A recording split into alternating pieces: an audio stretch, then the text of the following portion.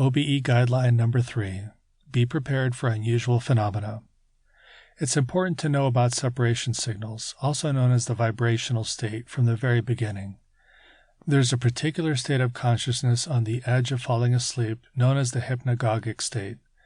When your brain is shifting its level of awareness, drawing ever closer to the razor's edge of sleep, it tends to produce random phenomena, primarily auditory and tactile hallucinations. You might hear strange sounds such as a person saying your name or footsteps in the room, loud roaring, or even the sound of a gunshot. The sounds can be delicate and sweet as well, like tinkling bells or angelic melodies. You might also feel someone touching your arms or legs, or feel pressure inside your skull, chest, or belly. Sometimes these unexpected experiences can provoke a fear response inside your mind, or your mind may create a dream or hallucination based on that sensation. For example, if you feel pressure in your chest and become afraid, your brain may produce the image of some frightful creature sitting on top of you. If you've ever fallen asleep in front of the TV and realized your dream incorporated the sounds from the program you were watching, then you know what I'm talking about. The mind can incorporate and confuse the information it's receiving while awake as well as asleep. These things can also happen while waking up. In that case, they're referred to as hypnopompic hallucinations. There's an immense amount of misinformation on social media concerning these phenomena, typically centered on fear-based religious beliefs.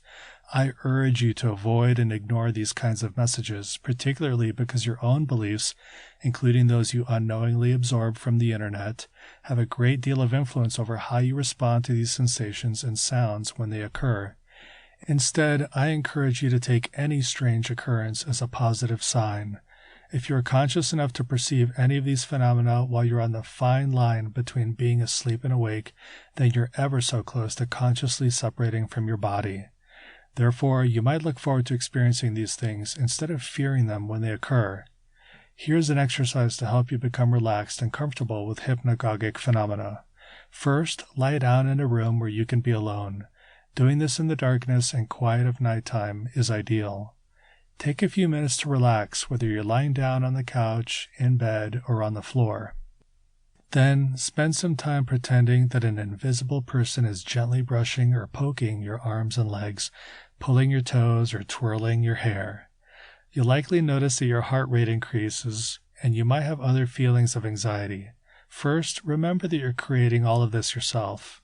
Second, breathe deeply while continuing to imagine the sensations, reminding yourself that you're perfectly safe.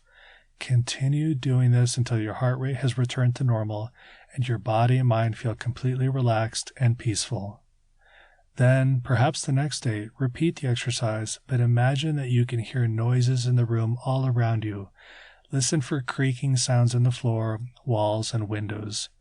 Notice any anxious responses to the scenario, and stay with them while taking deep breaths. Again, continue until you feel totally at ease and even completely bored. Boredom is a sure sign that you're relaxed. Doing these exercises a few times will prepare you to remain calm and steady when you have actual hypnagogic or hypnopompic hallucinations, or when you experience the famous vibrational state.